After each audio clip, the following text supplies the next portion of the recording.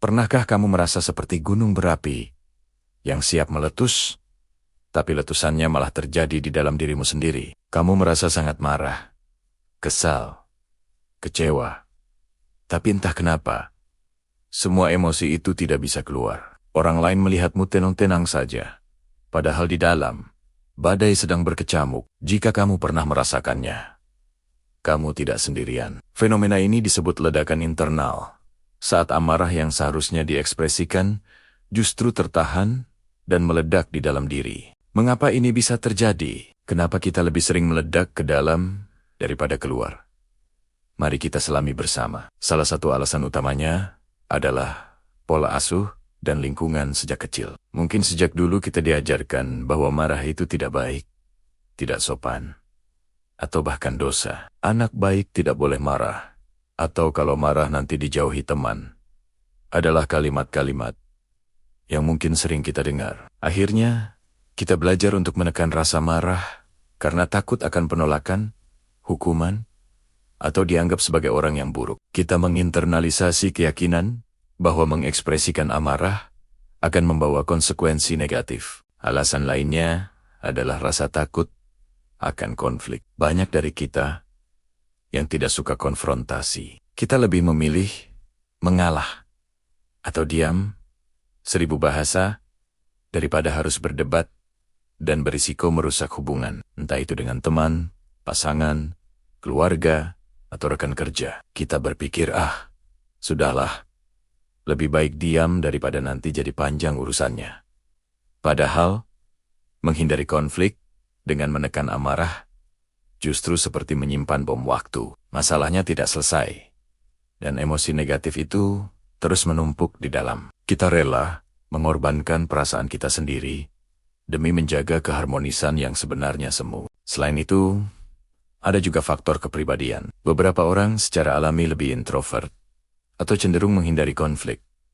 Mereka lebih suka memproses segalanya di dalam kepala. Bagi mereka, mengekspresikan emosi secara terbuka terasa sangat melelahkan dan tidak wajar. Mereka berpikir, dengan memendamnya, emosi itu akan hilang dengan sendirinya. Sayangnya, emosi tidak bekerja seperti itu. Amarah yang dipendam tidak akan lenyap.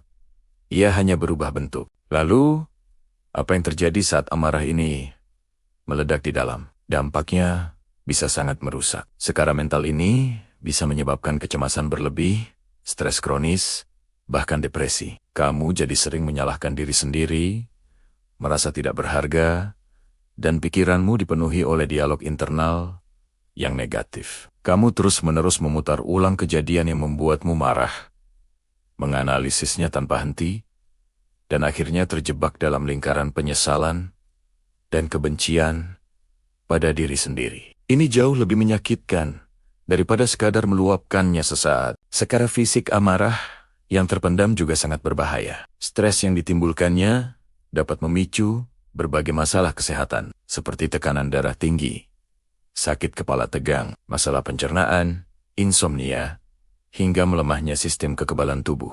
Tubuh kita merespons stres emosional siluela kita sedang menghadapi ancaman fisik. Jadi, saat kamu menahan amarah, tubuhmu terus-menerus berada dalam mode bertarung atau lari yang menguras energi dan merusak organ-organ vital dalam jangka panjang. Jadi, bagaimana cara kita mengelola amarah ini dengan lebih sehat? Langkah pertama dan terpenting adalah mengakui dan menerima bahwa marah adalah emosi yang wajar dan valid. Tidak ada emosi yang baik atau buruk. Marah adalah sinyal dari tubuh dan pikiranmu bahwa ada sesuatu yang tidak beres. Ada batasanmu yang dilanggar, atau ada kebutuhanmu yang tidak terpenuhi. Jangan lagi menghakimi dirimu sendiri karena merasa marah. Izinkan dirimu untuk merasakannya. Setelah kamu mengizinkan diri untuk merasakan amarah, cobalah untuk mengidentifikasi pemicunya. Apa sebenarnya yang membuatmu marah? Apakah karena perkataan seseorang, tindakan yang tidak adil? Atau mungkin karena kamu merasa lelah dan kewalahan? Dengan mengetahui akarnya, kamu bisa mencari solusi yang lebih tepat. Bukan hanya menekan gejalanya. Cobalah tulis di jurnal, atau sekadar renungkan sejenak. Aku marah Karena, lanjutkan kalimat itu dengan jujur. Selanjutnya, belajar untuk mengkomunikasikan perasaanmu secara asertif. Asertif itu berbeda dengan agresif. Agresif berarti menyerang orang lain, sedangkan asertif berarti mempertahankan hak dan perasaanmu dengan cara yang sopan dan tidak menyakiti. Kamu bisa menggunakan formula, aku merasa, ketika kamu, karena, contohnya, aku merasa tidak dihargai ketika kamu memotong pembicaraanku, karena aku merasa pendapatku tidak penting. Komunikasi semacam ini membuka ruang untuk diskusi, bukan pertengkaran. Memang tidak mudah pada awalnya, apalagi jika kita tidak terbiasa, tapi ini adalah keterampilan yang bisa dilatih. Jika mengungkapkan secara langsung terasa terlalu menakutkan, carilah saluran pelepasan yang aman. Kamu bisa melakukan aktivitas fisik seperti berolahraga, lari, atau bahkan sekadar berteriak di bantal. Aktivitas fisik adalah cara yang sangat efektif untuk melepaskan energi negatif yang terpendam. Atau kamu bisa menyalurkannya melalui kegiatan kreatif seperti menulis, melukis, atau bermain musik. Temukan apa yang paling cocok untukmu. Intinya adalah memindahkan energi amarah itu dari dalam tubuhmu ke sesuatu yang eksternal dan konstruktif. Terkadang, amarah yang kita rasakan begitu dalam dan sudah berlangsung lama, sehingga sulit untuk diatasi sendiri. Jika kamu merasa terjebak,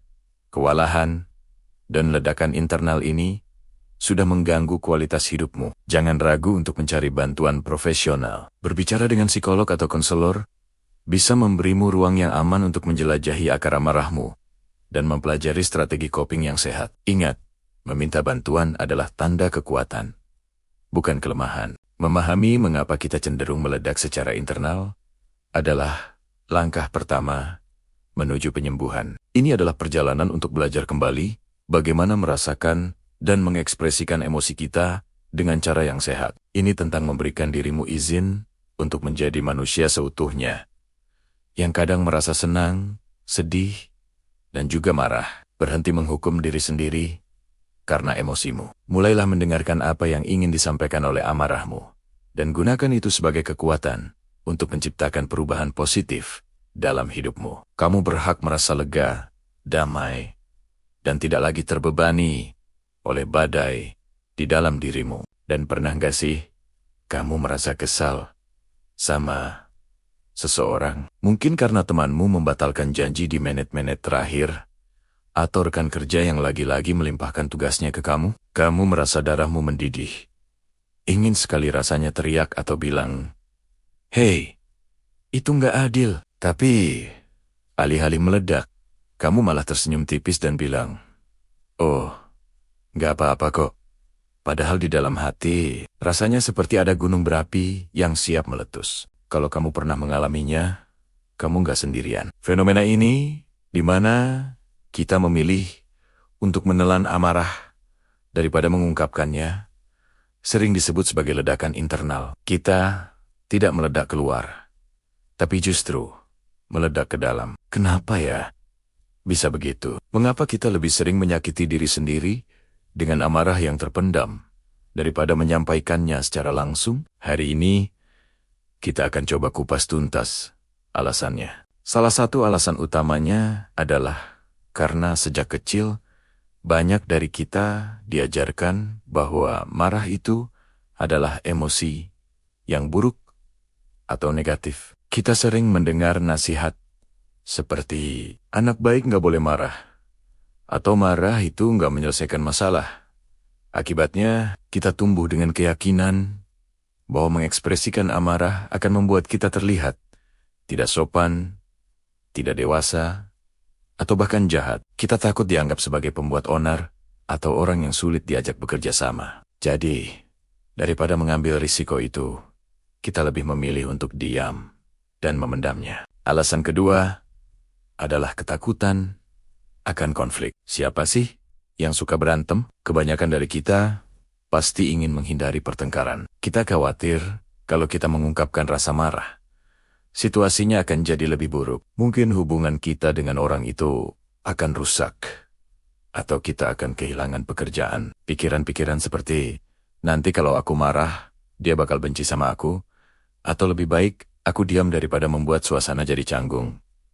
Seringkali muncul di benak kita. Ketakutan ini membuat kita memilih jalur yang kelihatannya lebih aman, yaitu menekan perasaan kita sendiri. Selanjutnya, ada juga faktor perasaan bersalah. Anehnya, kadang kita justru merasa bersalah karena merasa marah. Kita mungkin berpikir, seharusnya aku nggak semarah ini cuma karena masalah sepele.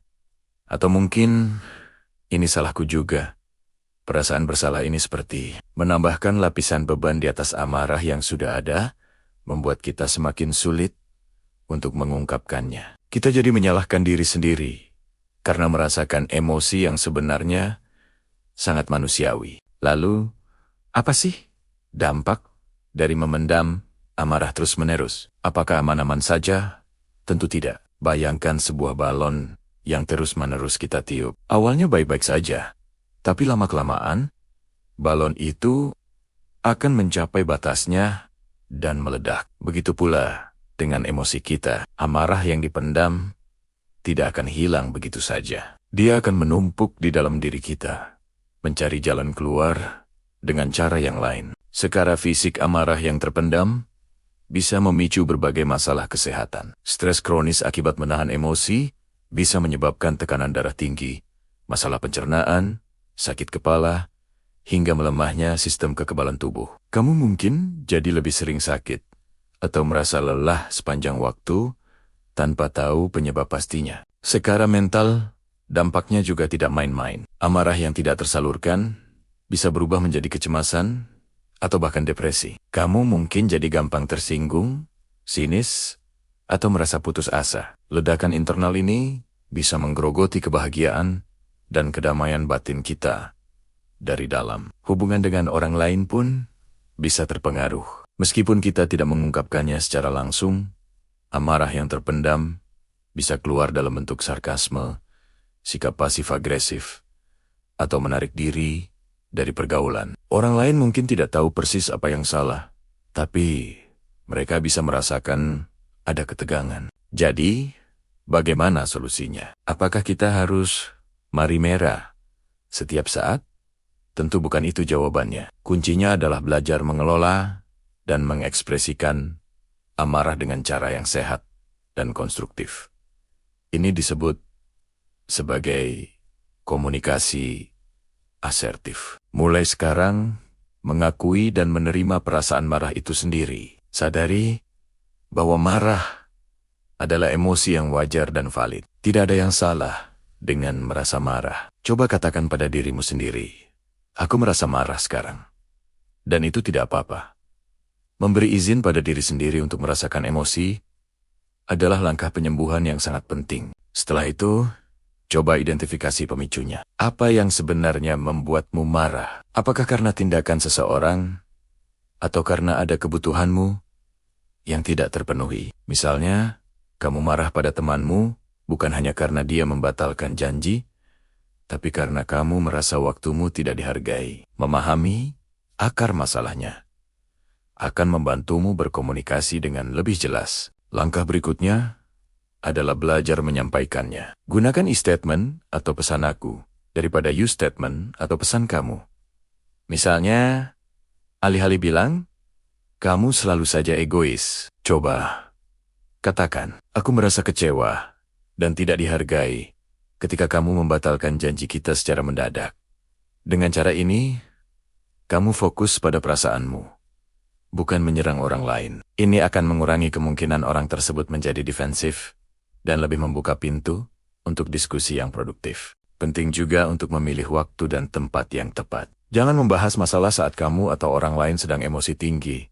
Beri jeda sejenak untuk menenangkan diri. Kamu bisa bilang, aku perlu waktu untuk memproses ini. Bisakah kita bicarakan ini nanti sore? Menenangkan diri bukan berarti memendam, tapi memberi dirimu ruang untuk berpikir jernih, sehingga komunikasimu bisa lebih efektif. Selain itu, cari cara sehat untuk menyalurkan energi dari amarahmu. Olahraga, menulis jurnal, mendengarkan musik, atau bahkan sekadar berjalan-jalan di alam bisa sangat membantu. Aktivitas fisik bisa melepaskan ketegangan, sementara menulis bisa membantumu memproses perasaanmu dengan lebih terstruktur. Ingat, belajar mengelola amarah adalah sebuah proses. Tidak akan langsung sempurna dalam satu malam. Akan ada saatnya kamu berhasil.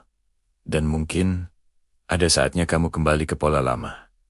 Itu wajar. Yang terpenting adalah terus mencoba dan bersikap baik pada diri sendiri. Mengungkapkan amarah secara sehat bukan berarti mencari gara-gara, tapi tentang menghargai diri sendiri dan perasaanmu. Ini tentang menetapkan batasan yang sehat dalam hubunganmu dengan orang lain. Ketika kamu bisa menyampaikan apa yang kamu rasakan dengan jujur dan hormat, hubunganmu justru akan menjadi lebih kuat dan otentik. Kamu tidak lagi perlu memakai topeng. Gak apa-apa kok. Sementara di dalam hatimu bergejolak. Jadi, lain kali kamu merasakan amarah mulai membara di dalam. Jangan buru-buru menekannya. Beri jeda, kenali perasaanmu, dan pikirkan cara terbaik untuk menyampaikannya. Kamu berhak untuk didengar, dan perasaanmu itu penting. Mengubah kebiasaan meledak ke dalam menjadi komunikasi yang terbuka adalah salah satu hadiah terbaik yang bisa kamu berikan untuk kesehatan mental dan fisikmu. Mulai sekarang, mari kita pahami dulu apa itu amarah. Marah itu emosi yang valid, sama seperti senang atau sedih. Ini adalah sinyal dari tubuh kita bahwa ada sesuatu yang salah. Batas kita dilanggar, atau ada kebutuhan kita yang tidak terpenuhi. Masalahnya bukan pada emosi marahnya itu sendiri, tapi pada cara kita mengekspresikannya. Banyak dari kita yang sejak kecil diajarkan bahwa marah itu buruk. Jangan marah-marah, nanti nggak punya teman. Atau anak baik, itu nggak boleh marah, peasant-peasant ini. Meskipun niatnya baik, secara tidak sadar, menanamkan keyakinan bahwa mengekspresikan amarah itu salah dan berbahaya. Akibatnya, kita jadi takut untuk menunjukkan amarah. Kita takut dianggap agresif, tidak sopan, atau bahkan kehilangan hubungan dengan orang lain. Kita khawatir akan menyakiti perasaan orang lain, atau memicu konflik yang lebih besar. Ketakutan ini menjadi tembok penghalang yang membuat kita memilih untuk menelan amarah itu bulat-bulat. Kita berpikir, lebih baik aku yang menanggungnya sendiri, daripada membuat situasi jadi runyam. Inilah awal dari ledakan internal. Prosesnya biasanya begini. Sesuatu memicu amarah kita, bisa karena perkataan seseorang, perlakuan yang tidak adil, atau ekspektasi yang tidak terpenuhi. Respon pertama kita adalah marah. Tapi kemudian pikiran kita langsung bekerja. Sudahlah, gak usah diperpanjang. Atau nanti kalau aku marah, dia bakal tersinggung. Akhirnya, kita memilih diam. Kita menekan rasa marah itu dalam-dalam. Berharap rasa itu akan hilang dengan sendirinya. Tapi, emosi itu energi. Energi tidak bisa dihilangkan. Hanya bisa diubah bentuknya. Amarah yang kita pendam itu tidak lenyap begitu saja. Ia mengendap di dalam diri, menumpuk sedikit demi sedikit setiap kali kita memilih untuk diam. Bayangkan sebuah panci presto. Setiap kali kita menahan amarah, kita menambah tekanan di dalam panci itu. Awalnya mungkin tidak terasa, tapi lama-kelamaan tekanannya menjadi sangat besar. Ketika tekanan ini sudah tidak bisa ditahan lagi, terjadilah ledakan. Tapi karena kita sudah terlatih untuk tidak meledak keluar, ledakan itu terjadi di dalam. Inilah yang disebut implosion. Energi amarah itu berbalik menyerang diri kita sendiri. Bagaimana bentuknya? Macam-macam. Bisa berupa kritik diri yang sangat tajam. Kita mulai menyalahkan diri sendiri. Kenapa sih aku selemah ini? Atau seharusnya aku bisa lebih sabar. Kita menjadi hakim paling kejam untuk diri kita sendiri. Bentuk lainnya adalah gejala fisik. Sakit kepala yang tiba-tiba datang. Masalah pencernaan, tekanan darah tinggi, atau bahkan sistem imun yang menurun. Ini bukan kebetulan. Stres kronis akibat amarah yang terpendam benar-benar bisa merusak tubuh kita. Amarah itu melepaskan hormon stres seperti kortisol dan adrenalin. Jika terus-menerus diproduksi tanpa pelepasan yang sehat, dampaknya bisa sangat merusak kesehatan fisik kita dalam jangka panjang. Skala mental amarah yang terpendam bisa bermanifestasi menjadi kecemasan atau bahkan depresi. Kita merasa lelah sepanjang waktu, kehilangan minat pada hal-hal yang dulu kita sukai, dan merasa putus asa. Rasanya seperti ada awan gelap yang terus mengikuti kita kemanapun kita pergi. Ini karena energi emosional yang seharusnya diekspresikan justru terjebak di dalam dan menggerogoti kebahagiaan kita dari dalam. Jadi, kenapa sih kita lebih memilih ledakan internal ini? Selain karena didikan sejak kecil, ada faktor kepribadian juga. Orang dengan tipe kepribadian yang cenderung menghindari konflik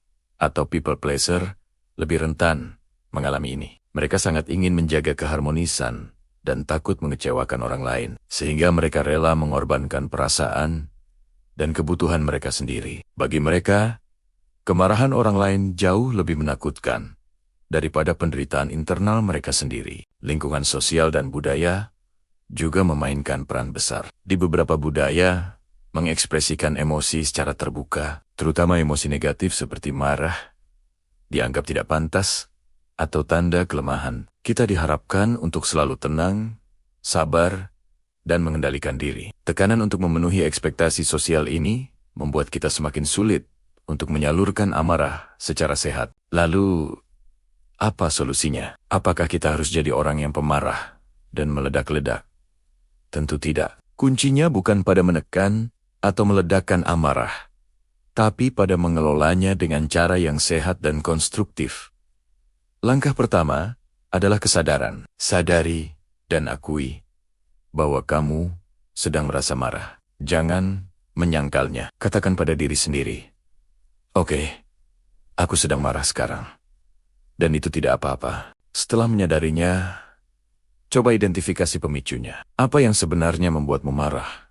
Apakah karena merasa tidak dihargai? Batasmu dilanggar. Dengan mengetahui akarnya, kamu bisa mengatasi masalahnya, bukan hanya gejalanya. Selanjutnya, cari cara untuk melepaskan energi amarah itu secara fisik tanpa menyakiti siapapun. Kamu bisa berolahraga, lari, memukul bantal, atau bahkan berteriak di dalam mobil. Aktivitas fisik adalah cara yang sangat efektif untuk melepaskan hormon stres dan menenangkan sistem sarafmu. Setelah kamu merasa sedikit lebih tenang, barulah kamu bisa mencoba mengkomunikasikannya. Gunakan statement atau pesan aku.